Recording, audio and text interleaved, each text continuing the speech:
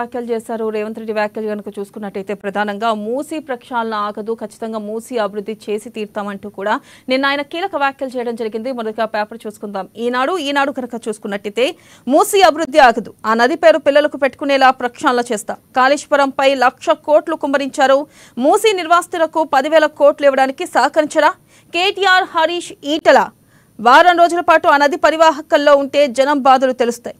CM Revanth Reddy ధ్వజం 1,635 మందికి ఉద్యోగ నియామకాల పత్రాల అందజేత. ప్రధానంగా ఏదైతే చూసుకున్నట్టయితే మూసీ ప్రక్షాళన విషయంలో ఇటు అధికార పక్షం వర్సెస్ ప్రతిపక్షం అన్నట్టుగా కొనసాగుతుంది. మనం చూసుకున్నట్టయితే ఈ మేరకు ఆయన కీలక వ్యాఖ్యలు చేయడం జరిగింది. మూసీ నిర్వాసితులకు 10,000 కోట్లు ఇవ్వడానికి సహకరించరా, 1,00,000 కోట్లు కాళేశ్వరంపై 1,00,000 కోట్లు కుమ్మరించారు, మరి మూసీ ప్రవాసిత ప్రాంతాలకు 10,000 కోట్లు ఇవ్వడానికి సహకరించరా అంటూ కూడా ఇటు కేటీఆర్ హరీష్ ఈటలు కూడా వ్యాఖ్యలు చేయడం జరిగింది. వారం రోజుల పాటు ఆ నది పరివాహకంలో ఉండాలని, అప్పుడే జనం బాధలు తెలుస్తాయంటూ కూడా ఈ మేరకు ఆయన వ్యాఖ్యానించారు.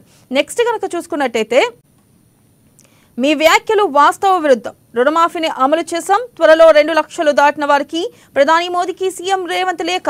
ఏదైతే నిన్న చూసుకున్నట్టయితే సీఎం రేవంత్ రెడ్డి ఇటు ప్రధాని మోదీకి లేఖ రాశారు. అయితే ప్రధాని మోదీ ఇటు తెలంగాణలో సరిగ్గా రుణమాఫీ జరగలేదంటూ ఆయన వ్యాఖ్యానించడం జరిగింది. ఈ నేపథ్యంలోనే ఇటు ప్రధానికి లేఖ రాస్తూ కూడా చెప్పడం జరిగింది. రుణమాఫీని అమలు చేస్తాం, త్వరలోనే 2 లక్షలు దాటిన వారికి కూడా అమలు చేస్తామంటూ కూడా ఈ మేరకు ప్రధాని మోదీకి సీఎం రేవంత్ లేఖ రాశారు. ఇక మంటల్లో బీరూట్, పేలుళ్లతో దద్దరిల్లిన లెబనాన్ రాజధాని, ఆగని ఇజ్రాయెల్ వైమానిక దాడులు, ఏ క్షణమైన ఇరాన్ పై దాడి నేతన్యాహు. ఇక నెక్స్ట్ కనుక చూసుకున్నట్టయితే సమీకృత గురుకులాలకు 11న శంకుస్థాపన, తొలి విడతలో 22 నియోజకవర్గాల్లో నిర్మాణం, డిప్యూటీ సీఎం మల్లుబట్టి విక్రమార్క. ఇక నెక్స్ట్ కనుక చూసుకున్నట్టయితే కుష్మాండేవిగా జోకులాంబ. ఇక దేవి శరన్నవరాత్రిలో భాగంగా ఇక ఆదివారం రోజు జోకులాంబ అమ్మవారిని కుష్మాండేవి అలంకరణలో భక్తులకు దర్శనమిచ్చారు. ఇక నెక్స్ట్ చూసుకుందాం. T20 ప్రపంచ కప్ లో భారత్ బోని మహిళల T20 ప్రపంచ కప్ లో భారత్ జట్టు తొలి విజయాన్ని అందుకుంది. ఇక నెక్స్ట్ కనుక చూసుకున్నట్టయితే నెక్స్ట్ పేపర్ ఆంధ్రజ్యోతి. ఇక ఆంధ్రజ్యోతి కనుక చూసుకున్నట్టయితే ఎవరొడ్డొచ్చినా ఆగదు, మూసీ ప్రక్షాళన చేసి తీరుతాం, తరాల తరబడి పేదలు మురికిలోనే జీవించాలా, వారి జీవన విధానంలో మార్పు రావద్దా, ఇల్లు కోల్పోయే వారి బాధలు నాకు తెలియవా, హరీష్ కేటీఆర్ ఈటలను వారం రోజులు పేదల మధ్య ఉంచితే సమస్యలు అర్థమవుతాయి, 1,00,000 కోట్ల కాళేశ్వరం ఏమైందో చూసాం, నోటిఫికేషన్లు ఇచ్చి నియామకాలని విస్మరించారు, 10 నెలల్లో 60,000 నియామకాలు చేశాం, ముఖం చెల్లక కేసీఆర్ ఎక్కడున్నారో సీఎం. ఇక 1,635 మందికి నియామక పత్రాల అందజేత. ప్రధానంగా చూసుకున్నట్టయితే మూసీ ప్రక్షాళన చేసి తీరుతాం, ఎవరొద్దొచ్చినా ఆగు అంటూ కూడా సీఎం రేవంత్ రెడ్డి చెప్పడం జరిగింది. మనం చూసుకోవచ్చు. వారం రోజుల పాటు ఇటు హరీష్ కేటీఆర్ అలాగే ఈటల గనక పేదల మధ్య ఉంచితే వాళ్ళ సమస్యలు తెలుస్తాయి అంటూ కూడా ఈ మేరకు వ్యాఖ్యానించడం జరిగింది. అలాగే చూసుకున్నట్టయితే మూసీ పరివాహకున్న ప్రాంతాల్లో ఉన్న ప్రజలకు కూడా 1,635 మందికి నియామక పత్రాలు కూడా అందజేశామంటూ కూడా ఈ మేరకు వ్యాఖ్యానించడం జరిగింది. ఇక 10 నెలల్లో 60,000 నియామకాలు కూడా చేశామంటూ కూడా నోటిఫికేషన్లు ఇచ్చి నియామకాలను విస్మరించారంటూ కూడా ఈ మేరకు చెప్పడం జరిగింది. అలాగే 10 నెలల్లో మేము చూసుకున్నట్టయితే దాదాపు 60,000 నియామకాలు ఇచ్చామంటూ కూడా ఈ మేరకు వ్యాఖ్యానించడం జరిగింది. నెక్స్ట్ కనుక చూసుకున్నట్టయితే మోదీజీ రుణమాఫీ లెక్కలు ఇదిగో, రైతుల ఖాతాల్లో 17,869 కోట్లు వేశాం, 22 లక్షల మందిని రుణ విముక్తుల్ని చేశాం, మాఫీపై మీ వ్యాఖ్యలు చాలా బాధాకరం, రాష్ట్ర ప్రభుత్వ వెబ్సైట్లో పూర్తి వివరాలు, ప్రధానికి సీఎం రేవంత్ బహిరంగ లేఖ. అయితే ప్రధానంగా చూసుకున్నట్టయితే పీఎం మోదీ చేసిన వ్యాఖ్యల్ని ఉద్దేశిస్తూ ఇటు మాట్లాడడం జరిగింది. రుణమాఫీ లెక్కలు ఇదిగోండి, రైతుల ఖాతాల్లో 17,869 కోట్లు వేశామంటూ కూడా 22 లక్షల మంది రుణవిముక్తి చేశామంటూ కూడా ఈ మేరకు వ్యాఖ్యానించడం జరిగింది.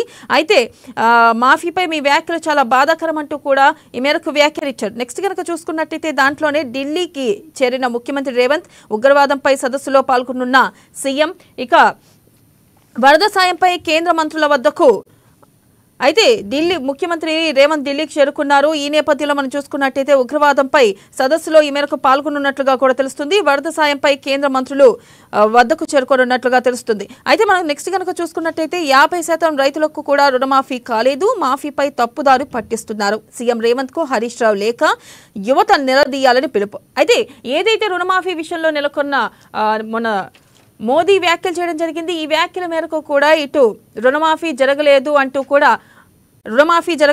కూడా ఇటు మోదీ వ్యాఖ్యానించడం జరిగింది. ఈ నేపథ్యంలోనే రుణమాఫీ జరగలేదంటున్న ఈ నేపథ్యంలోనే ఇటు తెలంగాణ ప్రభుత్వం కూడా లెక్కలు ఇవిగో అంటూ కూడా ఈ మేరకు రైతుల ఖాతాల్లో జమ చేసిన అమౌంట్ ని కూడా వెబ్సైట్ లో పొందుపరిచామంటూ కూడా వివరాలు చెప్పడం జరిగింది. అయితే మాఫీపై తప్పుదోరి పట్టిస్తున్నారు. 50% కూడా రైతులకు రుణమాఫీ కాలేదంటూ కూడా సీఎం రేవంత్ కు హరీష్ రావు లేఖ రాశారు. అలాగే యువత నిలదీయాలంటూ కూడా ఈ మేరకు పిలుపునివ్వడం జరిగింది.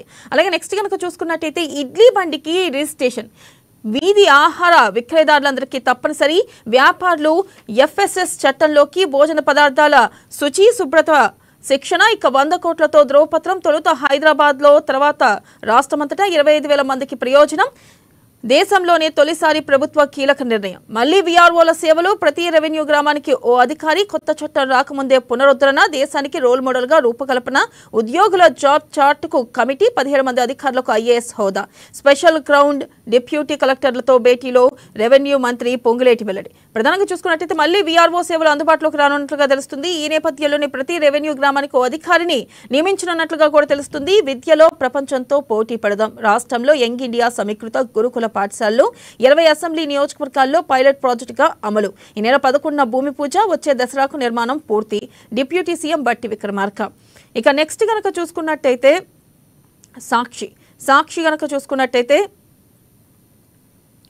హైడ్రా రిజిస్ట్రేషన్లు విడ్రా, ఒక్క సెప్టెంబర్ నెలలోనే 30% తగ్గిన రిజిస్ట్రేషన్ ఆదాయం, గత ఏడాది సెప్టెంబర్లో దాదాపు 1,00,000 లావాదేవీలు, ఇక 955 కోట్ల రాబడి, ఈసారి సెప్టెంబర్లో లావాదేవీలు 80,000, రాబడి 650 కోట్లకే పరిమితం. అయితే హైడ్రా కూల్చివేతలతో రాష్ట్ర వ్యాప్తంగా ఇటు భూములు అలాగే ఆస్తుల కొనుగోలు తగ్గాయి. ఈ నేపథ్యంలోనే ఇటు ఆందోళనతో వాయిదా వేసుకుంటున్నారు కొనుగోలుదారులు. ఈ నేపథ్యంలో దాదాపు 30% రిజిస్ట్రేషన్ తగ్గాయి గత నెల సెప్టెంబర్లోని.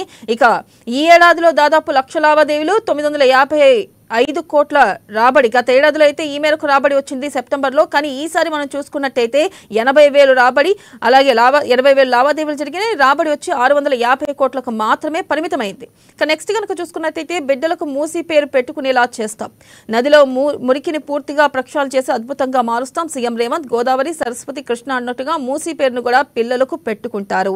ఇక 27 రోజుల్లో 22 లక్షల మంది రైతులకు రుణమాఫీ, మాటిచ్చిన ప్రకారం 2 లక్షల రుణమాఫీ పూర్తి చేశాం, మిగిలిన వారికి కూడా నిర్ణీత గడువులో మాఫీ చేస్తాం. ఇక నెక్స్ట్ కనుక మనం చూసుకున్నట్టయితే కొత్త గురువులకు సరికొత్త పాటలు, డిఎస్సి విజేతలకు తొలిసారి ప్రత్యేక శిక్షణ, రుణమాఫీపై దేశాన్ని తప్పుదోవ పట్టిస్తున్నారు, మోసపూరిత వైఖరిని అంతటా ప్రచారం చేస్తున్నారు, 50% మంది రైతులకు కూడా మాఫీ కాలేదు, 30 రకాల షరతులు పెట్టి రైతులను అనర్హులుగా చేశారు, 2 లక్షల రుణమాఫీపై సీఎం రేవంత్ కు హరీష్ రావు లేఖ. అలాగే నెక్స్ట్ కనుక చూసుకున్నట్టయితే 11న సమీకృత గురుకులాల శంకుస్థాపన, ఉప ముఖ్యమంత్రి మల్లుబట్టి విక్రమార్క వెల్లడి, young India integrated residential schools పేరిట ప్రాజెక్ట్. ఇక రెవెన్యూ సేవల్లో తేడా కలపడాలి, సామాన్యులతో స్నేహపూర్వకంగా వ్యవహరించాలి, దేశానికే రోల్ మోడల్ గా కొత్త రెవెన్యూ చట్టం తెస్తున్నాం, డిప్యూటీ కలెక్టర్లతో ముఖాముఖిలో రెవెన్యూ మంత్రి పొంగులేటి. ఇక త్వరలో రెవెన్యూ అధికారులు కూడా రానున్నారు. ఈ నేపథ్యంలో చూసుకున్నట్టయితే ఇటు వెలుగు గనక చూసుకున్నట్టయితే ముఖం చెల్లకనే బయటకు వస్తలే,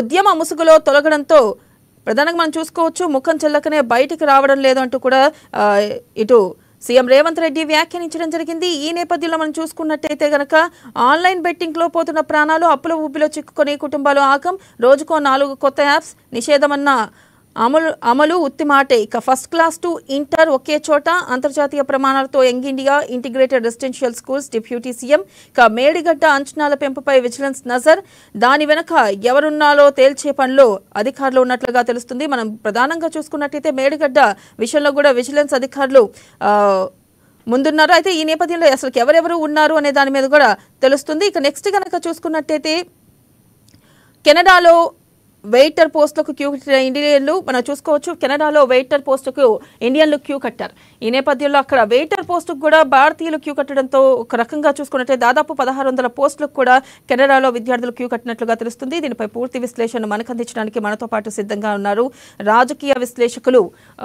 సీనియర్ రాజకీయ విశ్లేషకులు కృష్ణమూర్తి గారు. వారితో మాట్లాడదాం. కృష్ణమూర్తి గారు నమస్తే అండి.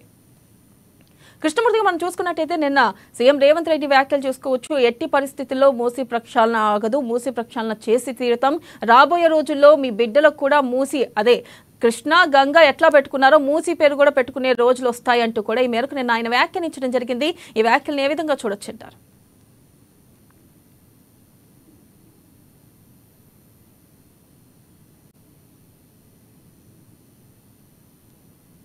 వచ్చిన సమస్యల ఆ మూసీ పరివాహక ప్రాంతాల్లో అక్రమ నిర్మాణాలు ఏవైతే ఉన్నాయో అవన్నీ సక్రమం కావండి. అక్రమ నిర్మాణాలు అవన్నీ తొలగించే విషయంలో కొంత అధికార పక్షం ప్రతిపక్షం మధ్య మాట యుద్ధం సాగుతాం.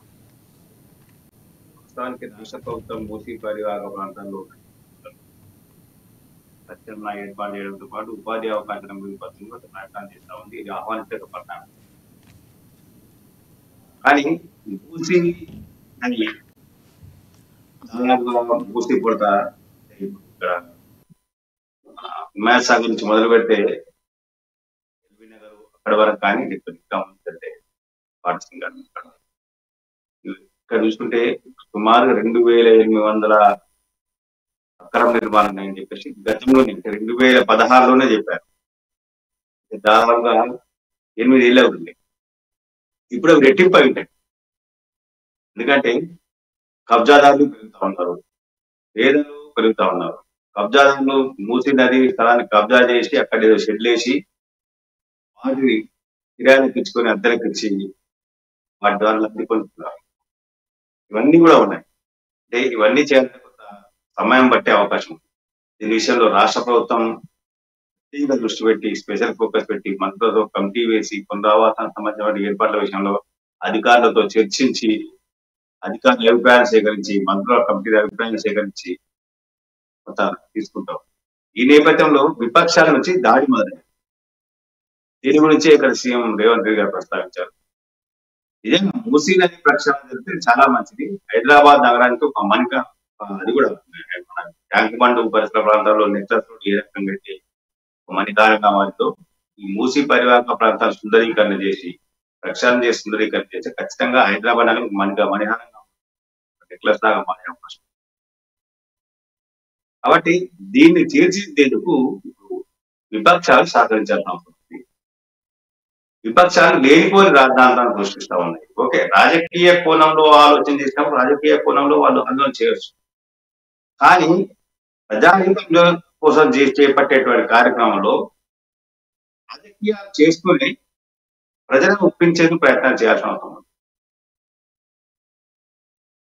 మూసీ ప్రాంతంలో ఉన్నటువంటి వాళ్ళను విపక్ష పార్టీ కొంత రెచ్చగొట్టేందుకు ప్రయత్నం చేస్తా ఉంది. విపక్ష నేత కేటీఆర్, మాజీ మంత్రి కేటీఆర్ చెప్పారు, హనుమండి దాంతో కొట్టండి, ఆందోళన చేయండి, ఉద్యమించండి, నేను ఉంటా మీ వెనకాల, నేను ఉంటా అని చెప్పి ఆయన ఏం చేశాడు? తెలంగాణ ఇక్కడ మూసి వాళ్ళు కోల్పోతే అని చెప్పాడు. అడిగాను, మీ దగ్గర నేను వస్తాను కాదు, నా దగ్గరికే మీరు రావాలని. ఈ రకంగా ప్రజలను కావాలని రెచ్చగొట్టే విధంగా చేయమని సరైనది అని చెప్పేసి నేను సీఎం రేవంత్ రెడ్డి. అదేవిధంగా పనిలో పనిగా బీఆర్ఎస్ ఖాతాలో, బీఆర్ఎస్ పార్టీకి సంబంధించిన ఖాతాలో 1500 కోట్లు ఉన్నాయి. ఆ డబ్బులు ఎక్కడి నుంచి వచ్చినాయి అంటే అక్రమ వ్యాపారాలను ప్రోత్సహించి రియల్ ఎస్టేట్ మాఫియాను, ఇసుక మాఫియాను, లిక్కర్ మాఫియాను ఈ రకంగా ప్రోత్సహించిన బీఆర్ఎస్ పార్టీ తన పార్టీ ఫండ్లు పెంచుకుంది, పార్టీ ఖాతాలో డబ్బులను పెంచుకుంది అనేది రేవంత్ రెడ్డి గారు. ఓకే, ఇప్పుడు 1500 కోట్లు ఉన్నాయి ఉండొచ్చు, దాంట్లో 500 కోట్లు మూసి నిర్వాసుల కోసం మేము ఇస్తున్నాం మా తరఫున అని చెప్పేసి ఎందుకు చెప్పలేకపోయింది? సరైన వాదనే. కరెక్ట్ గా సీఎం రేవంత్ రెడ్డి గారు మాట్లాడారు. ప్రజల నుంచి సేకరించిన డబ్బులు, ప్రజలు విరాళంగా ఇచ్చిన డబ్బులు, ప్రజలు ఉదారంగా బీఆర్ఎస్ పార్టీ యొక్క ప్రభుత్వ పనితీరును కేసీఆర్ నాయకత్వాన్ని సమర్థిస్తూ ఇచ్చిన డబ్బులు, డబ్బులను ప్రజల కోసం, ప్రజల హితం కోసం వెచ్చించవచ్చు కదా, ఎందుకు వెచ్చించట్లేదు? దాని గురించి ఎందుకు మాట్లాడలేదు వీళ్ళు విపక్ష పార్టీలు? ఇదే అంశాన్ని రేవంత్ రెడ్డి గారు ప్రస్తావించారు. వాస్తవానికి మూసీ ప్రక్షాళన అనేది మంచి ప్రక్రియ. కొంత ఆటంకాలు ఉంటాయి, ఇబ్బందులు ఉంటాయి, కొంత అలజడులు సాగుతాయి, కొంత ఆందోళనకర వాతావరణం ఉంటుంది. ఏది ఉన్నప్పటికీ బాధితుల పక్షాన విపక్షాలు నిలవాలి. మానవతా కోణంలో వాళ్ళకు న్యాయం జరిగే విధంగా ప్రభుత్వంపై ఒత్తిడి తెచ్చి ప్రభుత్వ యొక్క కార్యక్రమాన్ని పూర్తి చేసేందుకు సహకరించాల్సిన అవసరం. అలాగే మనం చూసుకున్నట్లయితే 1,00,000 కోట్లు 1,00,000 కోట్లు కాళేశ్వరం ఏమైందో చూసాము అని చెప్పి నిన్న సీఎం రేవంత్ రెడ్డి వ్యాఖ్యానించడం జరిగింది. ఇక్కడ మరొక వ్యాఖ్య చేశారు. అలాగే ఈటల కానీ హరీష్ కానీ కేటీఆర్ కానీ ఒక వారం రోజులు మూసీ పరివాహక ప్రాంతాల్లో ప్రజలతో ఉంటే తెలుస్తుంది వాళ్ళ బాధలేంటో అంటూ కూడా ఈ మేరకు ఆయన వ్యాఖ్య చేయడం జరిగింది. ఈ వ్యాఖ్యలను ఏ విధంగా చూడొచ్చు? మూసీ పరివాహకంలో కాదు, మూసీ పరిసర ప్రాంతాల్లో ఉన్నా సరిపోతుంది. పరివాహక ప్రాంతంలో అంటే ఓకే, వాళ్ళ అక్కడ నిర్మాణం. మూసీ ఒడ్డున, మూసీకి 100 మీటర్ల దూరంలో మూసీ ఎఫ్టీఎల్ గానీ ఇంకా బఫర్ జోన్ గానీ ఏమన్నా కానీ ఆ బఫర్ జోన్ కు ఎఫ్టీఎల్ కు 100 మీటర్ల దూరంలో ఉన్న నివసించి చూపిస్తే చాలు. ఎండాకాలం వస్తే కిలోమీటర్ల దుర్వాసన వస్తాయి. వర్షాకాలంలో వస్తే కిలోమీటర్ల కొద్ది చీడ పురుగులు, పాములు, జర్రీలు మామూలుగా కాదు, క్రిమి కీటకాలన్నీ ఇళ్ళకి వస్తూ ఉంటాయి. ఒక్క సమస్య కాదు. మీరు అంబర్పేట ఈ వైపు పెడితే మూసి వాళ్ళ బాధలు అన్నాదేటం. అట్లాంటి మూసిని ప్రక్షాళన చేస్తామంటే సహకరించాల్సి ఖచ్చితంగా సహకరించాలి. చాలా మంది ఎవాక్యుయేట్ చేస్తున్నారు, ఖాళీ చేస్తా ఉన్నారు ఆక్రమణ చిక్కుకొని. కానీ వాళ్ళని కూడా తెచ్చుకుంటేందుకు ఈ ప్రతిపక్షాలు ప్రయత్నం చేస్తా ఉన్నాయి. దీని విషయంలో ప్రతిపక్ష పార్టీ ప్రభుత్వం సహకరించాల్సి ఉంటుంది. దశాబ్దాల కాలం హైదరాబాద్ లో దశాబ్దాల కాలం మూసీని బాగు చేయాలి, సబర్మతి నది దాకా దీన్ని కూడా తీర్చిదిద్దాలి. గుజరాత్ లో సబర్మతి నదిని ఏ రకంగా అయితే తీర్చిదిద్దారో ఆ రకంగా తీర్చిదిద్దారు అనేది ఉన్నటువంటి. ఇప్పుడు కాదు, చంద్రబాబు నాయుడు ఉమ్మడి ఆంధ్రప్రదేశ్ లో చంద్రబాబు నాయుడు మొదటిగా పరిపాలించినప్పుడు, ఎన్టీ రామారావు తర్వాత ఎన్టీఆర్ గారి తర్వాత చంద్రబాబు నాయుడు పరిపాలించినప్పుడు రెవెన్యూ మంత్రిగా దేవేంద్ర గౌడ్ గారు అప్పటి నుంచి ఈ మూసీ సుందరీకరణ అనే మొదలైన నందనవనం ప్రాజెక్ట్ అప్పుడు మొదలైంది. అప్పుడు నందనవనం ప్రాజెక్ట్ అనేది అప్పుడు బీజం పడింది. మూసీ కోసం మూసీని నందనవనం ప్రాజెక్టుగా చేస్తామని చెప్పేసి దేవేంద్ర గౌడ్ గారు రెవెన్యూ మంత్రిగా ఉన్నప్పుడు మొదలు పెట్టారు. అంటే దాదాపుగా 2.5 దశాబ్దాలు అయిపోతుంది. ఇంతవరకు ఎక్కడేసిన కొంగడ అక్కడ ఉంది. కాకపోతే ఇంకా పెరుగుతా ఉన్నాయి. కొత్త ఇంకా మూసి తగ్గిపోతుంది. ఆ నది పోయి కాలువలో చిన్న మురికి కాలువగా మారే ప్రమాదం వస్తుంది. ఇది చాలా దారుణమైన విషయం. దీని విషయంలో ఇప్పటికైనా రేవంత్ రెడ్డి ఏమాత్రం వెనక్కి తగ్గకుండా, కొన్ని ఇబ్బందులు వస్తాయి. కొంత రాజకీయ స్వార్థం కోసం కొంతమంది ప్రయత్నాలు చేస్తారు. కొన్ని రాజకీయ పార్టీలు కావాలని ఆందోళన చేసే అవకాశం ఉంటాయి. వాటిని పట్టించుకోకుండా నిర్వాసితం మెప్పించి వాళ్ళని ఖాళీ చేయించి దాన్ని సుందరీకరిస్తే బాగుంటుంది. కానీ మళ్ళీ ఇంత కసరత్తు చేసి ఇంత పెద్ద భారీ ఎత్తున ఉద్యమాలు చేసి ఖాళీ చేసిన తర్వాత మళ్ళీ దాన్ని వదిలేసినాం మన ప్రాజెక్ట్. మళ్ళీ వృధా. మళ్ళీ వచ్చే ప్రభుత్వం, వచ్చే పాలకులు మళ్ళీ ఇదే సమస్య మొదలవుతుంది. ఇదే ఏడుకుంటాయి ఖచ్చితంగా. కాబట్టి దీని విషయంలో రాష్ట్ర ప్రభుత్వం వెనక్కి తగ్గకుండా దీన్ని యుద్ధ ప్రాతిపదికన ఈ మూసీ సుందరీకరణ పనులను చేపట్టేందుకు ముందుకు వస్తే బాగుంటుంది. ఏదైతే డిపిఆర్ ప్రాజెక్ట్ అన్నారు, ఇంకేదో అన్నారు, కన్సల్టెన్సీ అన్నారు, డిపిఆర్ ప్రాజెక్ట్ అన్నారు. దీని విషయంలో డిపిఆర్ వెంటనే సిద్ధం చేసి కార్యాచరణకి పనులు మొదలు పెట్టేందుకు ఏర్పాటు చేస్తే బాగుంటుంది. లేకపోతే భవిష్యత్తులో హైదరాబాద్ భారీ ప్రమాదానికి గురయ్యే అవకాశం ఉంటుంది. మన వయనాడు మన ముంబై లాగా తయారయ్యే అవకాశం. ముంబై చినుకు పడితే అది మునిగిపోతుంది. ముంబై కదాటిగా 2 గంటలు 3 గంటలు వర్షం పడితే ఆ పరిస్థితి మనకు రానివ్వకుండా ఉండాలి. అంటే ఖచ్చితంగా మూసీ ప్రక్షాళన చేయాల్సి ఉంటుంది. మూసీ పరిసర ప్రాంతాలను కాల్ చేయాల్సి ఉంటుంది. వాళ్ళకి పునరావాసం కల్పించే బాధ్యత ప్రభుత్వానికి. ఆ పునరావాసం కల్పించేందుకు బాధ్యత తక్షణ పోరాటం చేయాల్సింది వివక్ష పార్టీ. కానీ మనం రెచ్చగొట్టి మేము ఖాళీ చేయము అనే విధంగా చేయమని ప్రతిపక్షాల పార్టీ. అలాగే మరొక అంశం మనం చూసుకోవచ్చు. నేను రేవంత్ రెడ్డి కేసీఆర్ ని ఉద్దేశించి మరొక వ్యాఖ్య చేశారు. మొహం చెల్లకనే బయటకు రావట్లేదు. ఇంతవరకు వాళ్ళు అధికారంలో ఉన్నప్పుడు విద్యార్థులకి ఎటువంటి నోటిఫికేషన్లు కానీ ఉద్యోగాలు కానీ ఇవ్వలేదు. కానీ మేము 10 నెలల్లో 60,000 నియామకాలు చేపట్టాము అంటూ కూడా చెప్పడం జరిగింది. ఈ వ్యాఖ్యలను ఏ విధంగా చూడొచ్చు అంటారు? కరెక్టే. అంటే మాజీ సీఎం కేసీఆర్ గారు అది కొంతకాలంగా బయటకు రావాలి. నిన్న మొన్న కూడా గజ్వేల్ పోలీసులకు కంప్లైంట్ చేశాడు అక్కడ ఓటర్. గజ్వేల్ కాన్స్టిట్యూన్సీ అంటే కేసీఆర్ గారు పార్టీ సంబంధించిన నియోజకవర్గం గజ్వేల్ కాన్స్టిట్యూన్సీ. అక్కడ వాళ్ళు పోలీసులకు కంప్లైంట్ చేశారు. మా ఎమ్మెల్యే కనబడట్లేదు, 10 నెలలు అయిపోయింది, ఎలక్షన్లు అయిపోయింది, ఇంతవరకు మా దగ్గర రాలేదు, అడగలేదు, మాకు మాట్లాడలేదు, ఎక్కడ కూడా వినిపించలేదు. సంగతి ఉన్నారా? తప్పిపోయింది, తేల్చాలని చెప్పి పోలీసులు కంప్లైంట్ ఇచ్చారు. ఈ రకంగా 10 నెలల నుంచి అంటే ఆ మధ్యలో వచ్చారు, ఇలా చూసుకో తడాకా చూపిస్తారని కథ అంటే ఆ తడాకా ఏందో అర్థం కావట్లేదు.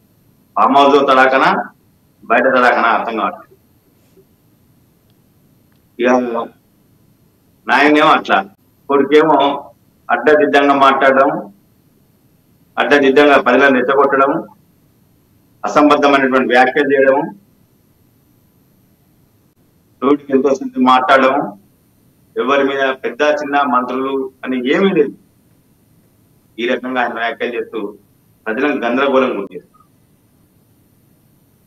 మరోవైపు ఆయన అల్లుడు హరీష్ రావు గారు ఇంకా అధికారంలో ఉన్నంత కాలం రేషన్ కార్డు ఇస్తాము, ఉద్యోగాలు ఇస్తాము, అది ఇస్తాము, ఇది ఇస్తామని ఏదైతే నమ్మించి మోసం చేశారు, మళ్ళీ ఇప్పుడు మన తప్పుడు ప్రకటనలు, తప్పుడు స్టేట్మెంట్లు, తప్పుడు ఆరోపణలు చేస్తూ ప్రజలను మరోసారి గందరగోళం గురి చేస్తానికి మళ్ళీ ప్రయత్నం చేస్తారు. ఈ రకంగా వాళ్ళు బయటకు రావట్లేదు. కేసీఆర్ గారు ఫామ్ హౌస్ దాడి బయటకు రావాలి. దానికి కారణం ఏంటంటే ఇంతవరకు బ్రహ్మరహస్యం అయిపోయింది. ప్రజలు చర్చించుకుంటున్నారు ఏమైంది కేసీఆర్ ఎందుకు రావట్లేదు అంటే. గతంలో ఎన్నికల సభలో మనం ఒకసారి గుర్తు చేసుకోవాలన్నమాట. ఎన్నికల సభలో కేసీఆర్ గారు చెప్పారు, ఏముంది నాకు అధికారం అయిపోయింది అని చేసిన అధికారం ఇస్తే ఉంటా, లేకపోతే ఫామ్ హౌస్ లో పడుకుంటా, నా వ్యవసాయం నేను చేసుకుంటా అని చెప్పారు. ప్రజలు జరిగిందా అని చెప్పాలి. నేను నాకు అధికారం ఇవ్వలేదు, అధికారమే నాకు పరమావధి, అధికారం లేకపోతే నేను బతకలేను, కుర్చీ లేకపోతే నేను బతకలేను, నాకు కుర్చీ లేదు కాబట్టి నేను పోయి నా ఫామ్ హౌస్ లో పడుకున్నాను చెప్తున్నారా? చెప్పాల్సిన అవసరం ఉంది కేసీఆర్ గారు. కేసీఆర్ గారు ఆ పార్టీ నాయకులను తెలిపాలి.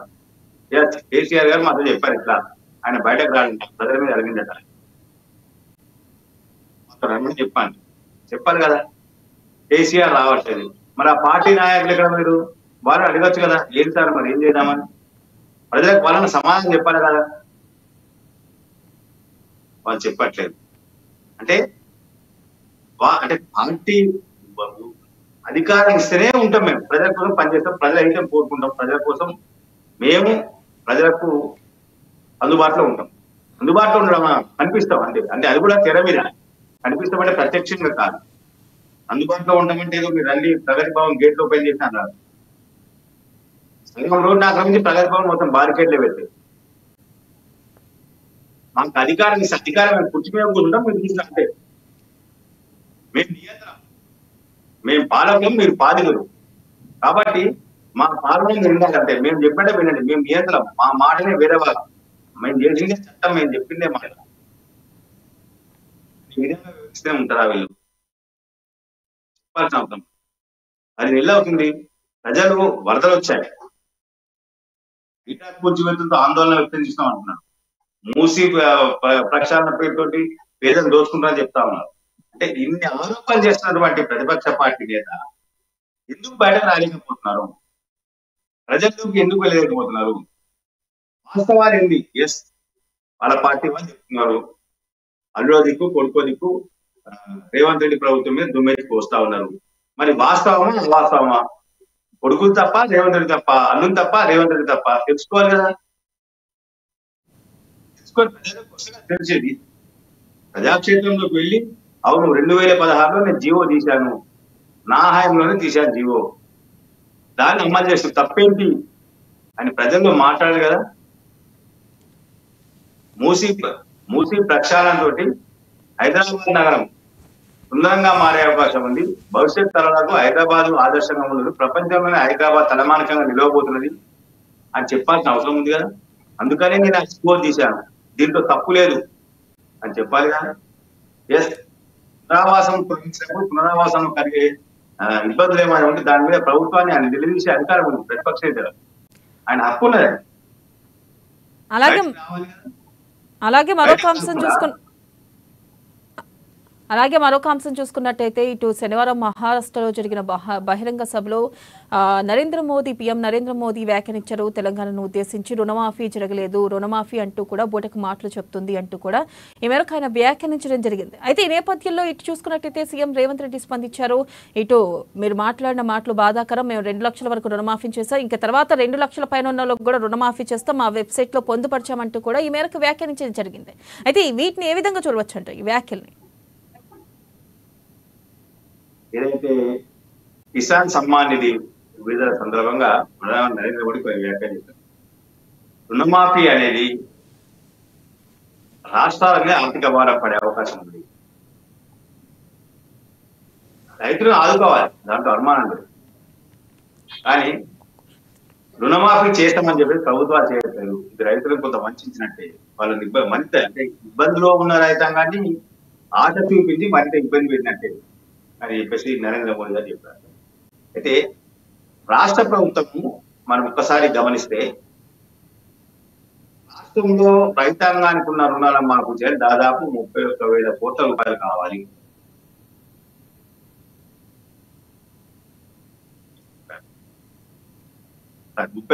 కోట్ల రూపాయలు కావాలని చెప్పారు. ఇప్పుడు ఏమంటున్నారు, మేము 18 లక్షల కోట్లు ఇచ్చాము, అయిపోయింది రుణమాఫీ అంటున్నారు.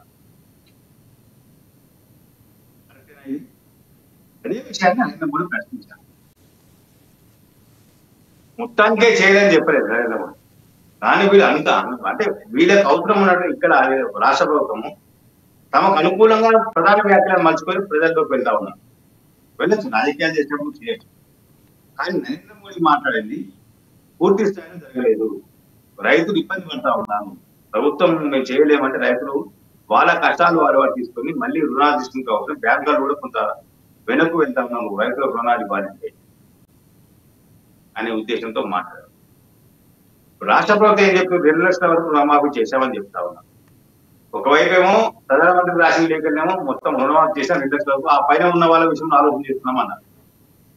ఇంకొక ఇక్కడ వ్యవసాయ శాఖ మంత్రి గారు, రెవెన్యూ శాఖ మంత్రి గారు, ముఖ్యమంత్రి గారు చేసే ప్రకటన ఏంటి, రుణమాఫీ జరుగుతామని కొంతమంది జరగలేదు వాస్తవం. దాని మీద మేము క్షేత్రస్థాయిలో అధికారులు పంపించి పరిశీలిస్తున్నాము, మెల్లమెల్లగా చేస్తా ఉన్నాం, ఖచ్చితంగా అందరు చేస్తాము, దసరా వరకు అన్ని గడువు కూడా పెట్టారు వాళ్ళు. మరి గడువు రుణమాఫీ చేసిన గడువు ఎందుకు పెట్టినట్టు రాష్ట్రపతి ఇది కూడా చెప్పాలి కదా. ప్రధానమంత్రి ఆయన సమాచారం ఆధారంగా మాట్లాడారు. తప్పైతే చెప్పండి, మీరు చెప్పండి, గతంలో మేము 31 లక్షల కోట్ల రూపాయలు అనలేదు చెప్పండి. ఇప్పుడు 17 కోట్లు ఇచ్చినామని కూడా మేము ఇప్పుడు అన్నాం, కరెక్టే ఇది అని చెప్పండి. రైతులు ఆందోళన చేయట్లేదా క్షేత్రస్థాయిలో? రైతులు ఎంఆర్ఓలు, ఆర్డీఓలు, కలెక్టరేట్ కార్యాలయం తిరగట్లేదా? బ్యాంకుల చుట్టూ తిరగట్లేదా? చాలా మందికి రైతు రుణమాఫీ కాదు, వాస్తవమా కాదా? రుణమాఫీ చేస్తామని మీరు చెప్తున్నారు, జరగలేదు అని చెప్పుడు ప్రభుత్వం. దీంట్లో ప్రభుత్వాలు తప్పండి. కానీ నివేదిక ప్రధానమంత్రికి పంపించిన నివేదికలు రాసిన లేఖలో కూడా ఈ రకంగా తప్పులను జోడించి పంపడం అనేది సరైనది కాదు. ఎందుకంటే అలాగే మనం చూసుకోవచ్చు, ఇటు హరీష్ రావు కూడా సీఎం రేవంత్ రెడ్డికి లేఖ రాశారు. 50% కూడా రైతులకు రుణాలు మాఫీ కాలేదు అంటూ కూడా ఈ మేరకు హరీష్ రావు కూడా సీఎం రేవంత్ రెడ్డికి లేఖ రాయడం జరిగింది. అలాగే ఇటు యువతకు కూడా పిలుపునిచ్చారు, నిలదీయాలంటూ కూడా యువతనికి పిలుపునిచ్చారు.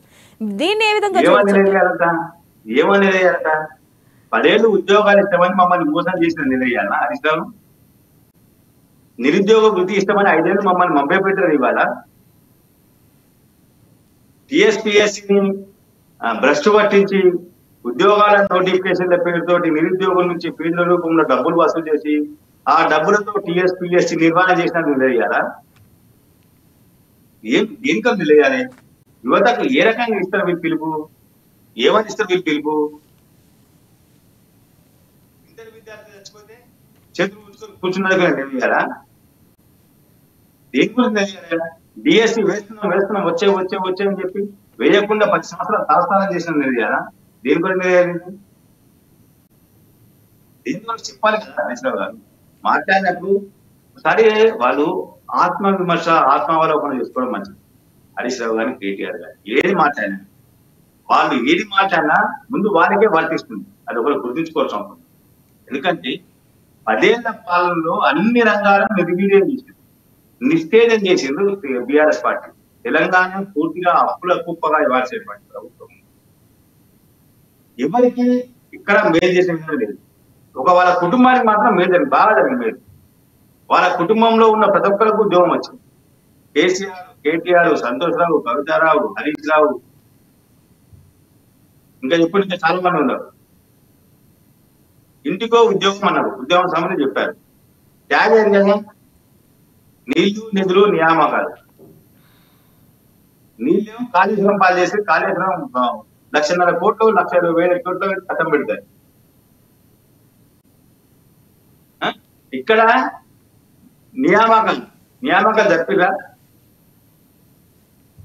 నియామకాల కోసం ఉద్యమాలు చేస్తే స్టూడెంట్స్ కొట్టింది వాస్తవం కాదా? ఏ ఒక్క రోజన్నా కేసీఆర్ కానీ, కేటీఆర్ కానీ, హరీష్ రావు కానీ ఉస్మానియా యూనివర్సిటీ కానీ, కాకతీయ యూనివర్సిటీ కానీ పోయి విద్యార్థులతో మాట్లాడిన సంఘటన ఉన్నాయా? అసలు విద్యార్థులను, యువకులు పట్టించుకున్నారా? విద్యారంగాన్ని పూర్తి స్థాయిలో భ్రష్టు పట్టించి ఎవరు? ఒకప్పుడు ఉస్మానియా యూనివర్సిటీ దేశంలో ఏ గ్రేడ్ ఉంది, ఇప్పుడు ఆ గ్రేడ్ తగ్గించడానికి తగ్గిన కారణం ఎవరు?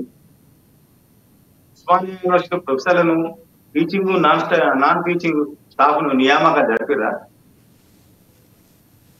ఎన్నేళ్ళు, 10 ఏళ్ల వాళ్ళ పాలలో యూనివర్సిటీలకు పూర్తి స్థాయి ఫీజులు ఎన్నేళ్ళు ఉన్నారో చెప్తారా? ఇది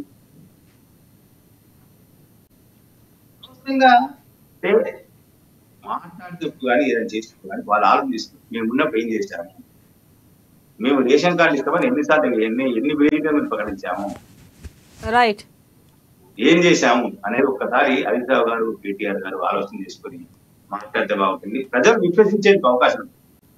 ప్రజలు విశ్వాసం కోల్పోయారు. ప్రజల అబద్ధాలతో మీరు పాలన చేసిన అబద్ధాలతో ప్రజలను బ్రతికించారు. అబద్ధాలతో మీరు మభ్యపెట్టారు ప్రజలను. మీరు బతికి అబద్ధాలతో ఇంకా మేము అబద్ధాలతో ఇంకేదో చేస్తామంటే అమ్మే పరిస్థితులు ప్రజలు లేవు. తెలంగాణ ప్రజలు చైతన్యవంతమయ్యారు, మరింత చైతన్యవంతమయ్యారు. మీ హయాంలో మరింత చైతన్యవంతమయ్యారు. ఎందుకంటే మీ నమ్మక ద్రోహానికి పాల్పడ్డ విధానం చూసి ప్రజలు ఇట్లా ఉంటే కుదరదు. మనం తిరుగుబాటు చేయాలనుకుంటే తిరుగుబాటు చేశారు. కాబట్టి ఆ తిరుగుబాటును మీరు అనుభవించారు. ఇప్పటికైనా బుద్ధి తెచ్చుకొని ప్రజల కోసం పనిచేసే ప్రయత్నం చేయండి. ప్రభుత్వం చేసే పనులు విమర్శ చేయండి, కానీ సద్విమర్శ చేయండి. ప్రభుత్వం ఏదైనా పని చేస్తే దాంట్లో ఉన్నటువంటి లొసుగులకు గురి చేయండి అంతే. అలా చేయకూడదు, అది రాకూడదు, నువ్వు అవును అంటే నేను కాదు అంట, నేను కాదు అంటే నువ్వు అవును అంట. అదే విధంగా పూర్తిగా బయట అప్పది అనేది సరైనది కాదు. దీని విషయంలో బీఆర్ఎస్ నాయకత్వం వాళ్ళ ప్రవర్తనలో మార్చుకోవాల్సిన అవసరం ఉంది, వాళ్ళ విధానాన్ని మార్చుకోవాల్సి ఉంది. వాళ్ళు ప్రజల్లోకి మరింత వెళ్ళాలంటే ఇప్పటికి ఇంకా పార్టీని విశ్వసించట్లేదు. 10 నెలలైనా వీళ్ళు ప్రజల విశ్వాసాన్ని పొందేందుకు ఏం చేయాలి అనేది వీళ్ళ దగ్గర ప్లాన్ లేకుండా పోయింది. రాజకీయ ఎత్తుగడలు వీళ్ళ దగ్గర లేకుండా పోయింది. కేవలం ప్రభుత్వాన్ని టార్గెట్ చేస్తున్నాం మేము అని ఆలోచన చేస్తా ఉన్నాం. కానీ ఆ ప్రభుత్వం టార్గెట్ లో మేము చేసిన తప్పు కూడా బయటకు వస్తా ఉన్నాయి అనే విషయాన్ని వీళ్ళు గుర్తించాల్సి వస్తాం. వీళ్ళు గుర్తించట్లేదు. అది గుర్తిస్తే బాగుంటుంది. వీళ్ళు గుర్తించకుండా ఏదో మేము చేయబోతున్నాము, రోజు పేపర్లు రావాలి, రోజు మీడియాలో కనబడాలి, రోజు టీవీలో కనబడాలి అనుకుంటే కనబడతారు, ఇస్తారు, మంచి అయినా ఇస్తారు. మంచిది సమాజము మంచిని గుర్తించుకుంటే చెడు గుర్తించుకుంటారు, దాంట్లో అనుమానం లేదు. గుర్తించుకోవడానికి ఉండదు. కానీ మంచిని ఎక్కువ కాలం గుర్తించుకోరు, చెడు కొంత చూసి మర్చిపోతారు. చెడు గురించి మాట్లాడుకుంటే మంచి గురించి మాట్లాడతారు, మంచి గురించి గౌరవంగా మాట్లాడతారు, చెడు గురించి కొంత హీనంగా మాట్లాడతారు. దీని విషయాలను కొంత పాలకులు కానీ పాలితులు కానీ ఎవరైనా సరే, పక్షం కానీ ప్రతిపక్షం కానీ ప్రజలు కానీ గుర్తుంచుకోవాల్సిన అవసరం. అది చేయకుండా ఉంటే సరైనది కాదు. అంటే అది హరీష్ రావు లేఖ రాయడం అనేది అత్యంత దుర్మార్గం అనేటువంటి విషయం. రైతు రుణమాఫీ 50% చేయలేదు, యువకులు ఏం చేయాలి? అసలు మీ మీదే యుద్ధం చేయాలి. అదేది మమ్మల్ని మోసం చేస్తున్నాను ఆయన అనుకోవాలి. ఉద్యమంలో యువకులు రెచ్చగొట్టి ఆత్మబంధాలకు పాల్పడింది బీఆర్ఎస్ పార్టీ. హరీష్ రావు స్వయంగా కిరోసిన్ పోస్తూ అడ్డుపెట్టలేదు అనుకున్నాను. అవునా, జరిగిందా? అప్పటి నుంచే కదా మొదలైనాయి ఆత్మహత్యలు, బలిదానాలు. మరి ఇవన్నీ కూడా హరీష్ రావు గారు కొంత ఆలోచన చేయాలి. ఆర్థిక మంత్రిగా చేశారు, అనేక శాఖలను చేశారు, చాలా అనుభవం ఉంది. సుదీర్ఘకాలం ఎమ్మెల్యేగా ప్రజాప్రతినిధిగా పనిచేస్తా ఉన్నారు. కాంగ్రెస్ పార్టీకి ప్రభుత్వంలో మంత్రిగా పనిచేసింది. మరి ఇవన్నీ గుర్తుంచుకొని కొంత వివరిస్తే బాగుంటుంది. యువతను రెచ్చగొట్టి ప్రతిదానికి ప్రజలను అస్త్రంగా చేసుకొని పనిచేయడం కూడా సరైనది కాదు. ప్రజల సెంటిమెంట్ ను అస్త్రంగా చేసుకొని వీళ్ళు బాగుపడతారు. కానీ సరైనది కాదు. దీన్ని దృష్టిలో పెట్టుకొని కొంత వివరిస్తే బాగుంటుంది. ప్రభుత్వానికి నిర్మాణాత్మకమైన విజన్ ఇవ్వాలి. ప్రభుత్వం కూడా ప్రజల హితం కోసం పనిచేయాలి. రైట్ కృష్ణమూర్తి గారు, థ్యాంక్ యూ. ప్రధానంగా మనం చూసుకున్నట్టయితే ఏదైతే మూసీ ప్రక్షాళన విషయంలో కూడా ఇటు సీఎం రేవంత్ రెడ్డి చేసి తీరుతామంటూ ఎవరు అడ్డొచ్చినా సరే మూసీ ప్రక్షాళన చేసి తీరుతాం, మూసీని సుందరీకరిస్తాము, కృష్ణా గోదావరి పేర్లు ఎలా పెట్టుకుంటారో గంగా, అలాగే మూసీ పేరు కూడా వాళ్ళ పిల్లలకు పెట్టుకునే రోజులు వస్తాయంటూ కూడా ఈ మేరకు వ్యాఖ్యానించడం జరిగింది. ఇది వాళ్ళ news can. Keep watching ANN.